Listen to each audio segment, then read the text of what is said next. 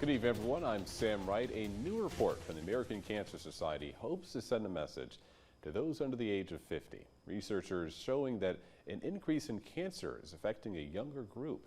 In a story that you'll only see on Dakota News Now, Beth Warden brings us a story of a woman diagnosed with colorectal cancer at the age of 30 and shares encouragement for those facing treatment today. In Janelle Zen's family, the word cancer brought up memories of family members who had suffered from the disease going back several generations. Janelle's mom lost her battle with uterine and ovarian cancer at the age of 44. So when she noticed blood in her stools at an increasing rate, Janelle went to her doctor for testing. She just returned to work when she got a call. The doctor said he needs to see you really soon. It was stage 3 colorectal cancer. She had surgery, followed by radiation and chemotherapy. And I just remember thinking, oh, when I started the treatments, oh, this is a piece of cake. And little did I know at the end, when I was at my last treatment, I'm like crawling on the ground because I'm so weak. 5 years later, more staggering news.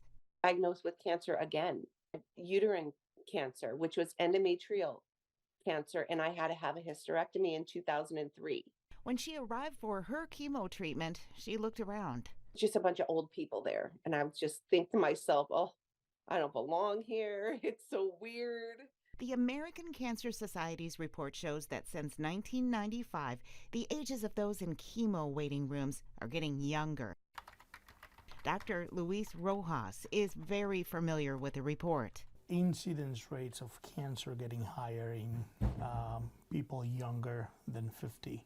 Younger women with breast cancer, but the rate of colorectal cancer occurring earlier. Screening guidelines are changing with new information. 40 and above, a mammogram you should visit with your primary doctor and go over what are my risks and what are the screening guidelines.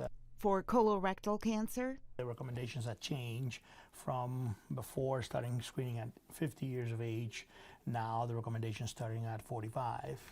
At any age, if you're noticing concerning changes in your body, it's best to check it out. Pay attention to very subtle signs and symptoms, and go to the doctor so they can be evaluated and identify the signs or whatever is causing that.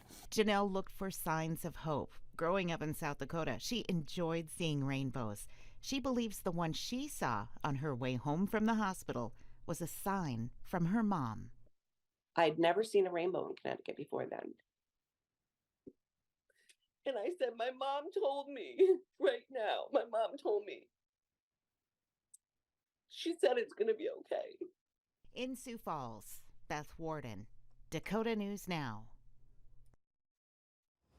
Janelle says having a joyful life after diagnosis is possible. She's traveled, got married, and with her harvested eggs before treatment, became a mom of 2 girls with the help of her sister as a surrogate. Janelle has been cancer-free for 20 years.